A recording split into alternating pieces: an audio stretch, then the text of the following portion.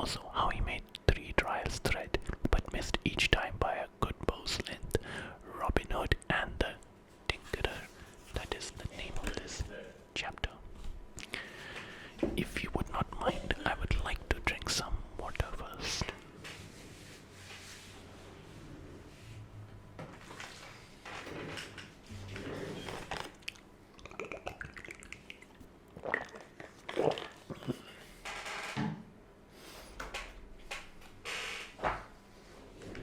So let's read the first part.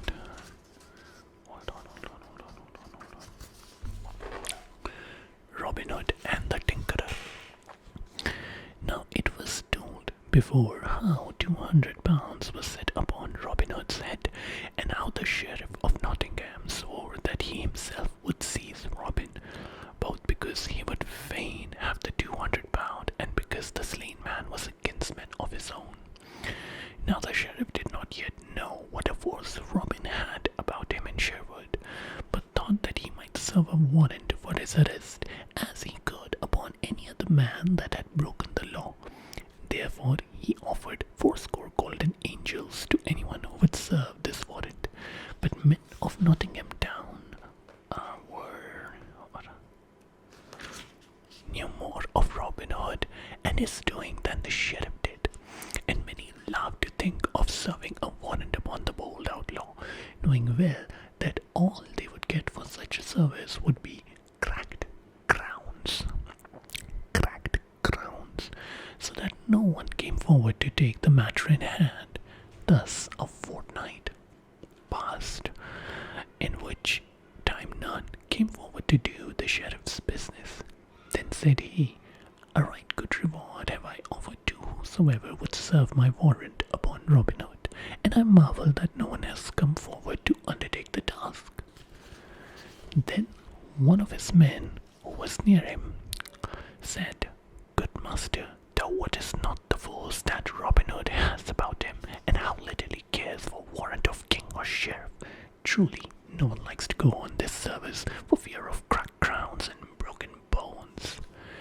"Then I hold all Nottingham men to be coward," said the Sheriff, "and let me see the man in all Nottinghamshire that dare disobey the warrant of our sovereign lord King Harry, for by the shrine of St. Edmund I will hang him 40 cubits high. But if no man in Nottingham dare win 80 angel, I will send elsewhere, for there would be men of metal somewhere in this land." Then he called upon a messenger in whom he placed great trust, and bade him saddle his horse and make ready go to Lincoln town to see whether he could find anyone there that would do his bidding and win the reward. So that same morning the messenger started forth upon his errand. Bright shone the sun upon the dusty highway that led from Nottingham to Lincoln, stretching away all white over hill and dale.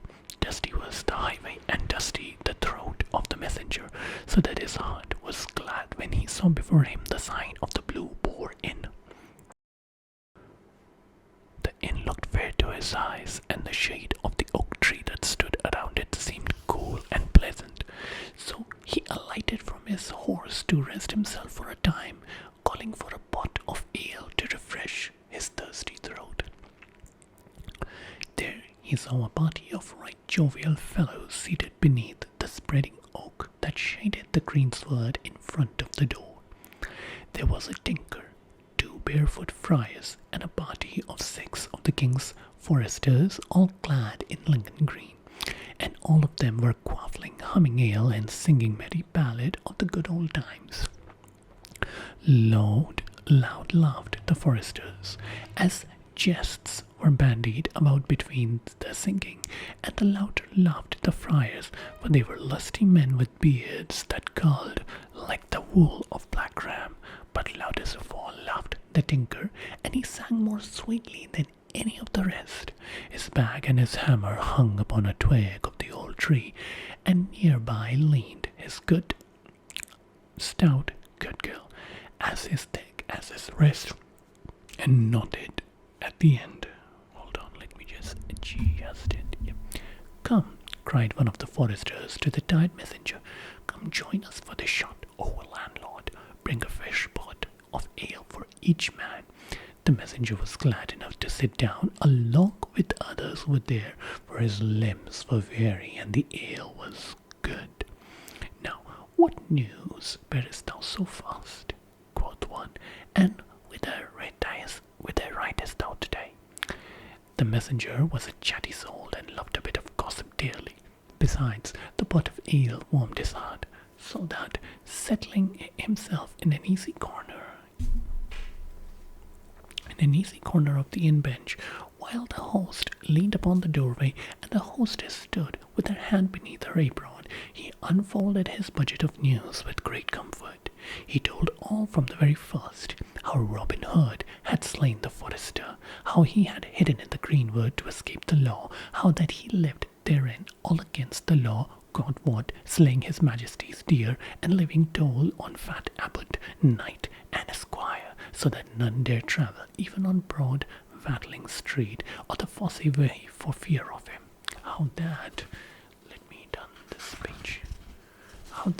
the sheriff had a mind to serve the king's warrant upon this same rogue, though little would he mind warrant of either king or sheriff, for he was far from being a law-abiding man. Then he told how none could be found in all Nottingham town to serve this warrant, for fear of cracked baits and broken bones, and how that he, the messenger, was now upon his way to Lincoln town to find what metal the Lincoln men might be, and whether there were any that dared serve this same warrant. Wherefore was he now sitting amongst the prettiest lads he had ever known, and the ale was the best ale he had ever tasted in all his life. To this discourse they listened with open mouths and eyes, for it was a fair piece of gossip to them. Then, when the messenger had done, the jolly tinker broke silence. Now come I, forsooth, from good Banbury town, said the jolly tinker, and no one nigh Nottingham, nor Sherwood either, and that be the mark, can Holker kill with my grip. Why, lad, did I not meet that mad swag Simon of Ely, even at the famous fair at Hertford Town, and beat him in the ring at the first place before Sir Robert of Leslie and his lady. The same Robin Hood of whom I wot I never heard before is a right merry blade. But gin he be strong, am I not stronger? And gin he be sly, am I not slyer? Now by the bright eyes of Nanomil, and by the mine own name, and that's what o the craft stab, and by mine own mother's son, and that's myself, will I, even I, what o the craft staff, meet the same sturdy rogue, and gin he mine not the seal of our glorious sovereign King Harry, and the warrant of the good sheriff of Nottinghamshire, I will so bruise, beat, bemaul his bait, that he shall never ever move finger or toe again. Hear ye that, bully boys? Now art thou the man for my farthing, cried the messenger, and back thou goest with me to Nottingham town. Nay, quoth the tinkerer, shaking his head slowly from side to side, go I with no man, gin it be not with mine own free will. Nay, nay, nay, said the messenger, no man is there in Nottinghamshire could make thee go against thy will, thou brave fellow. Aye, that be I brave, said the tinkerer. Aye, marry, said the messenger, thou art a brave lad, but our good sheriff hath offered 80 angels of bright gold to whoever shall serve the warrant upon Robin Hood, though little good will it do. Then I will go with thee, lad. Do but wait till I get my bag and hammer and my cudgel. Aye, let me but meet the same Robin Hood, and let me see whether he will not mind the king's warrant. So, after having paid this score, the messenger with the tinker striding beside his nag started back to Nottingham again. One bright morning soon after this time, Robin Hood started off to Nottingham town to find what was doing there, walking merrily along the roadside where the grass was sweet with daisy, his eyes wandering and his thought also. His bugle horn hung at his hip, and his bow and arrow at his back, while in his hand he bore a good stout oaken staff, which he twirled with his fingers as he strolled through. As thus he walked down a shady lane, he saw a tinker coming, trolling a merry song as he drew nigh. On his back hung his bag and hammer, and in his hand he carried right stout crab staff, full 6 feet long, and thus sang he. In peasant time when bound to born, gives ear till bug be killed, and little lads with pipe of corn set gaping beast of field. Halloa, good friend, cried Robin Hood, I went to gather strawberries. Halloa, cried Robin again, by woods ungrateful for air. Halloa, art thou deaf, man? Good friend, say I. And who art thou doth so boldly check a fair song? Quoth the Tinker, stopping in his singing. Halloa, shine own self, whether thou be good friend or not. But let me tell thee, thou stout fellow, gin thou be a good friend, it were well for us both. But gin thou be no good friend, it were ill for thee. Then let us be good friends, quoth jolly Robin, for ill would it be to be ill, and ill like a dying oaken staff, full well to make it but well. So good friends let us be. Ay, marry, then let us be, said the Tinkerer. But good youth, thy tongue runneth so nimbly that my poor and heavy wits can but ill follow it. So talk more plainly, I pray, for am I a plain man forsooth? And whence comest thou, my lusty blade? Quoth Robin. I come from Banbury, answered the Tinkerer. Alas, quoth Robin, I heard there is sad news this merry morn. Ha! Is it indeed so? Cried the Tinkerer eagerly. Prithee tell it speedily, for I am a tinker by trade, as thou seest, and as I am in my trade, I am greedy for news, even as a priest is greedy for farthings. Well then, quoth Robin, list thou and I will tell, but bear thyself up bravely, for the news is sad, I wot. This is it, I hear that 2 tinkerers are in the stocks for drinking ale and beer. Now a murrain seize thee and thy news, thou scurvy dog, quoth the Tinkerer, for thou speakest but ill of good men. But sad news it is indeed, gin there be 2 stout fellows in the stocks. Nay, said Robin, thou hast missed the mark, and dost but weep for the wrong soul.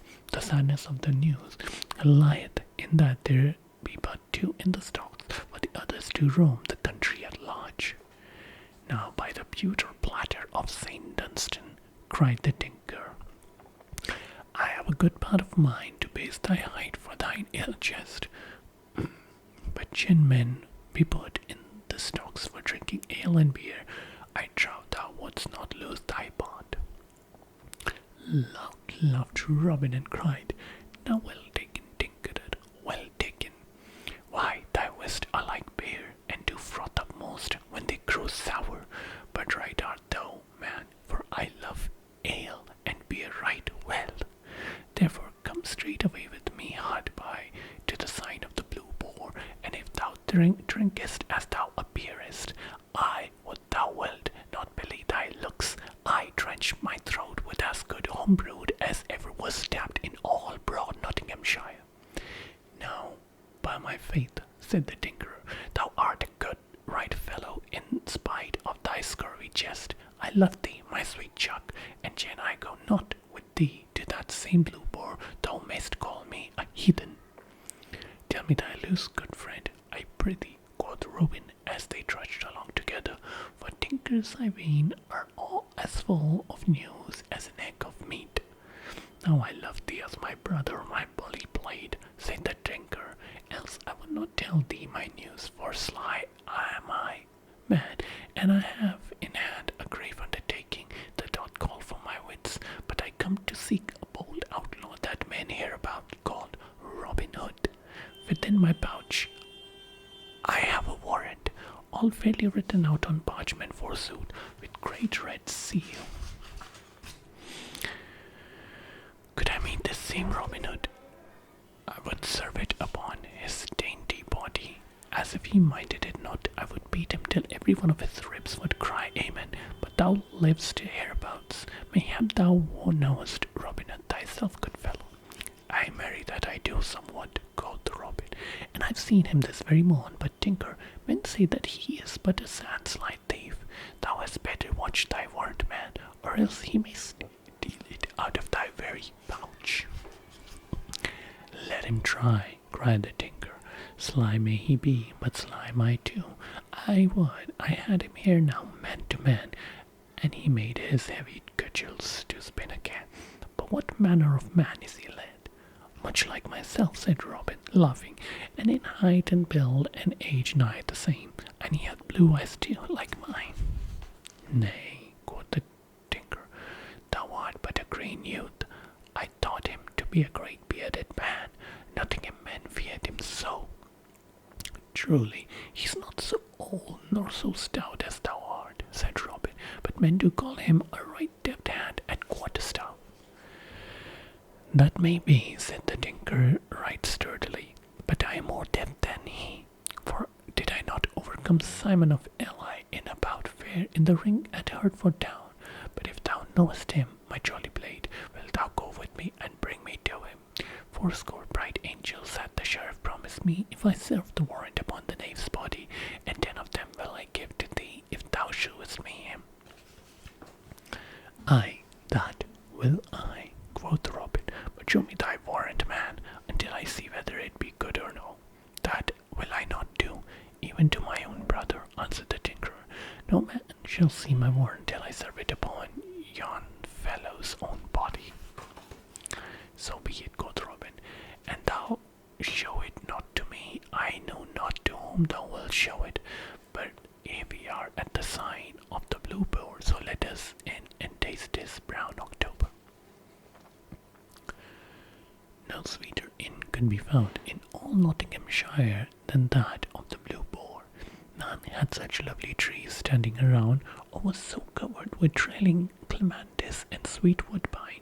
None had such good beer and such humming ale, nor, in winter time, when the wind howled and snow drifted around the hedges, was there to be found elsewhere such a roaring fire as blazed upon the hearth of the Blue Boar. At such times might be found a goodly company of yeomen or country folk seated around the blazing hearth, bandying merry jests, while roasted crabs bobbed in bowl of ale upon the hearthstone. Well known was the inn to Robin Hood and his band, for there had he and such merry companion as Little John or Will Stutely or young David of Doncaster often gathered when all the forest was filled with snow. As for mine host, he knew how to keep a still tongue in his head, and to swallow his side of bread was spread with butter, for Robin and his brand were the best of the customer and paid their scores without having them chalked up behind the door. So now, when Robin Hood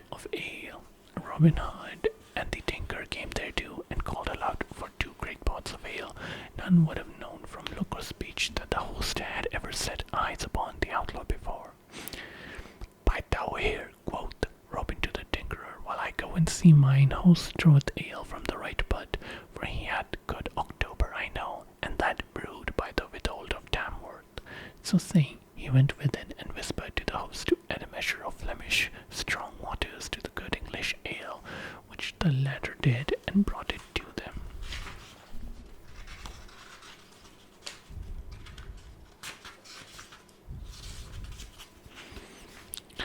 By Our Lady, said the tinkerer, after a long draught of ale, yon same withhold of Tamworth, a right good Saxon name too. I would have thee now brew it the most humming ale that e'er passed the lips of Watto the Crabstaff. Drink, man, drink, cried Robin, only wetting his own lip meanwhile. Oh, landlord, bring my friend another pot of the same, and now for a song, my jolly blade. Aye, that I would. Will I give thee a song, my lovely fellow, quoth the tinkerer, for I never tasted such ale in all my days before. By Our Lady, it doth make my head hum even now. Hey, dame hostess, come listen, and thou wouldst hear a song, and thou too, thou bonny lass, for never sing I so well as when bright eyes do look upon me the while.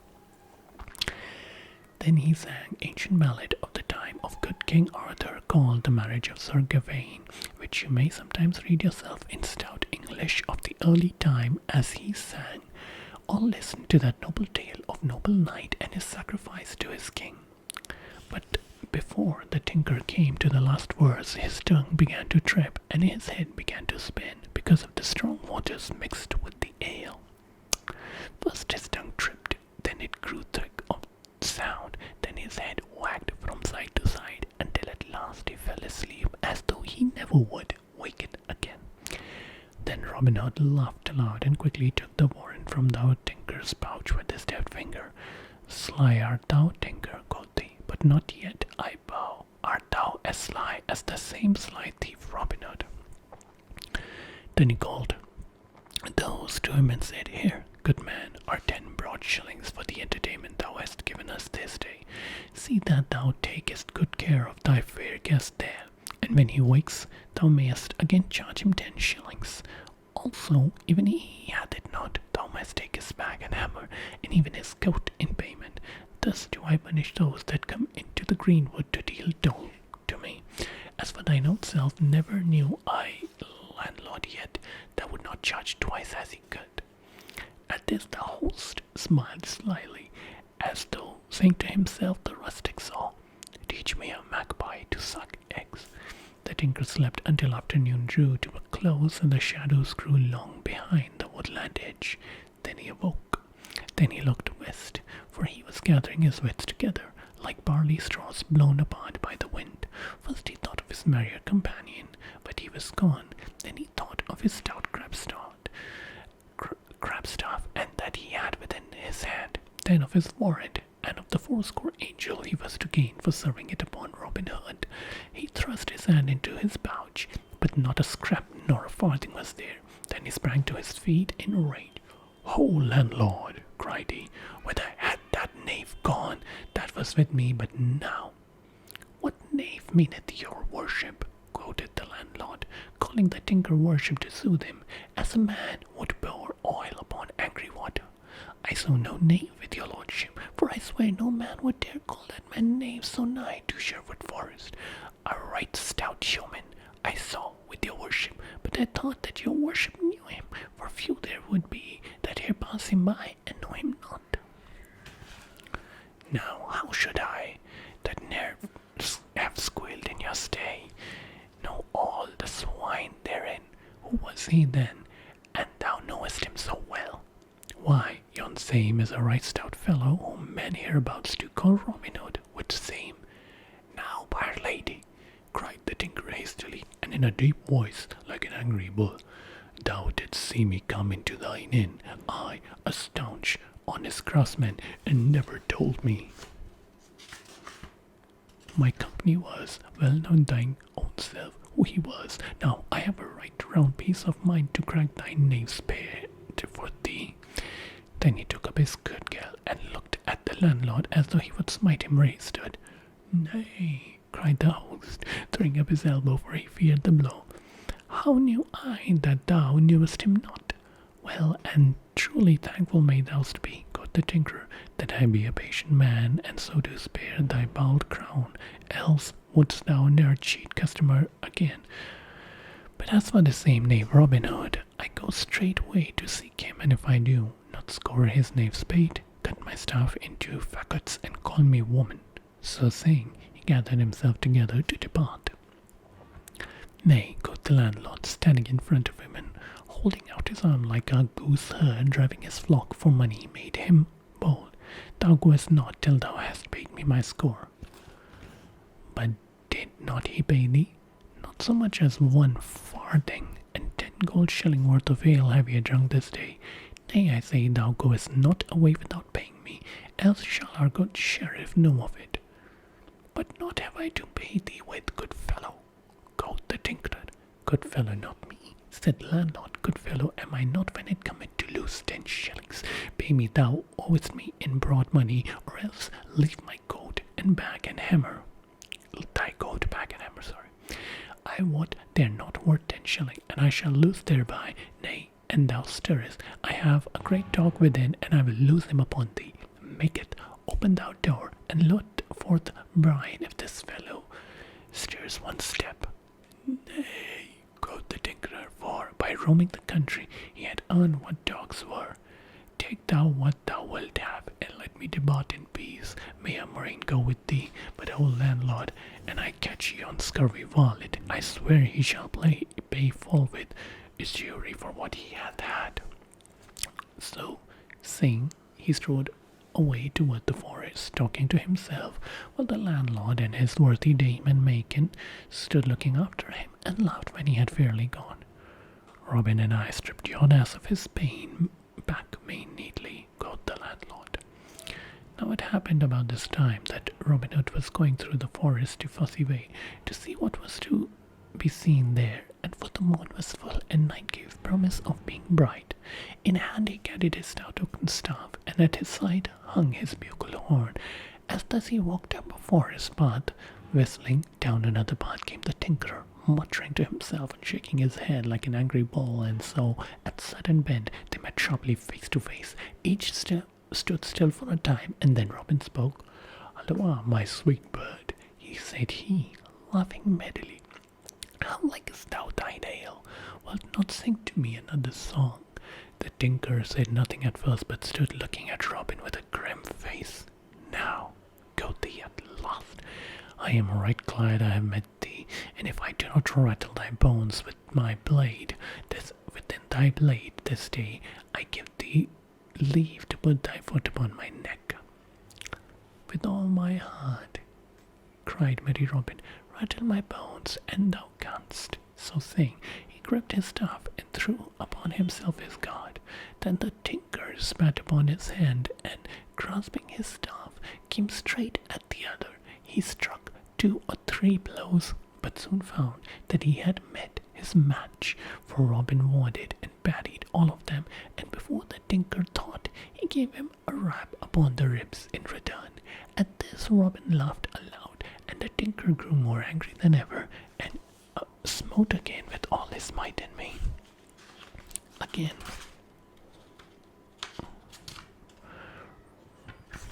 Robin wanted 2 of his strokes, but at the third his staff broke beneath the mighty blows of the tinker.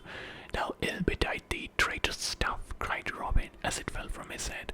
"A foul stick art thou to serve me thus in mine hour of need." "Now yield thee," quoth the tinker, "for thou art my captive, and if thou do not, I will beat thy bale to a pudding." To this Robin Hood made no answer, but clapping his horn to his lip, he blew 3 blasts, loud and clear. "Aye," quoth the tinker, "blow thou mayest, but go thou must with me to Nottingham town, for the sheriff would fain see there. Now wilt thou yield thee, or shall I have to break thy pretty head?" "And I must drink sour ale, I must," quoth Robin, "but never have I yielded me to a man before, and that without wound or mark upon my body. Now when I bethink me, will I yield now? Ho, my merrymen, come quickly." Then from out the forest leaped Little John and the 6 stout yeomen clad in Lincoln green. "How now, good master," cried Little John, "what need hast thou that thou dost win thy horn so loudly?" "There stands a tinker," quoth Robin, "that would fain take me to Nottingham, there to hang upon the gallows tree." "Then shall he himself hang forthwith," cried Little John, and he and the others made at the tinker to seize him. "Nay, touch him not," said Robin, "for a right stout man is he. A metal man he is by trade, and a mettled man by nature. Moreover, he doth sing a lovely ballad. Say, good fellows, wilt thou join my merry men all? 3 suits of Lincoln green shalt thou have a year, besides 40 mark in fee. Thou shalt share all with us, and lead a right merry life in greenwood. For cares have we not, and misfortune cometh not upon us within the sweet shades of Sherwood, where we shoot the dun deer, feed upon venison, and sweet oaten cakes, and curds, and honey. Wilt thou come with me?" "Aye, marry, will I join with you all," quoth the tinker, "for I love a merry life, and I love thee, good master, though thou didst thwack my ribs and cheat me into bargain. Fain am I to own thou art both a stouter and a slyer man than I, so I will obey thee and be thine own true servant." So all turned their steps to the forest depth, where the tinker was to live henceforth. For many a day he sang ballad to the band until the famous Eleanor Dale joined them, before whose sweet voice all others seemed as harsh as a raven. But of him we will learn here